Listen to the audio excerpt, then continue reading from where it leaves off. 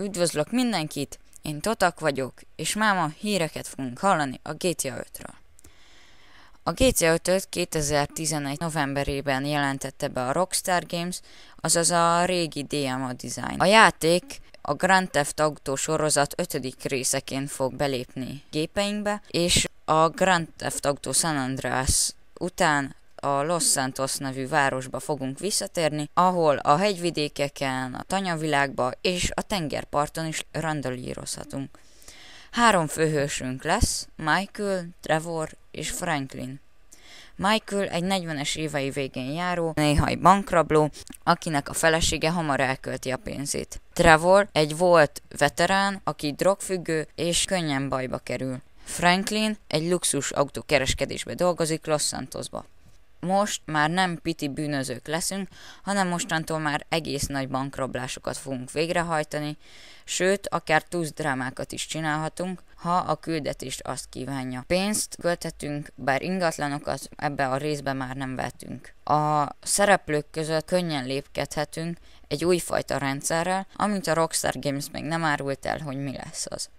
Új fegyverek, új autók és új harcrendszer lépett be, valamint a telefonunkat is már nem csak telefonálásra és SMS-ek küldésére fogjuk használni, hanem e-mailek, videók és ilyenek megosztására, akár az interneten, akár a játékon belül. A játékterület sokkal nagyobb lesz, sokkal nagyobb, mint a GTA San Andreas, a GTA 4 Liberty City-je, a Red Dead Redemption helyszíne együttvéve annál is sokkal nagyobb lesz.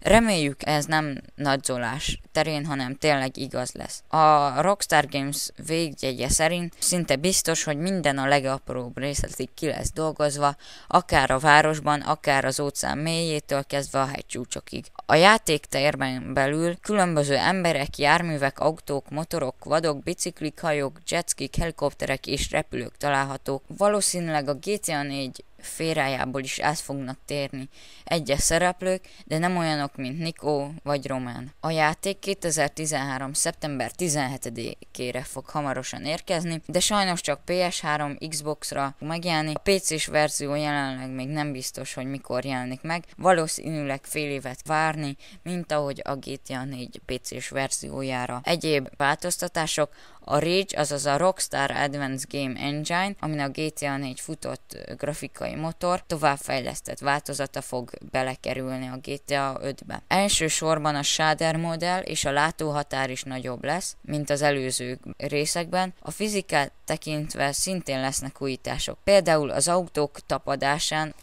a mesterséges intelligencia, azaz az AIM továbbfejlődik, és a városlakók teljesen saját életüket fogják élni. Köszönöm, hogy megtekintettétek ezt a videót, remélem várjátok ezt a bűnöző szimulátort, és majd jelentkezek a következő videóval. Sziasztok!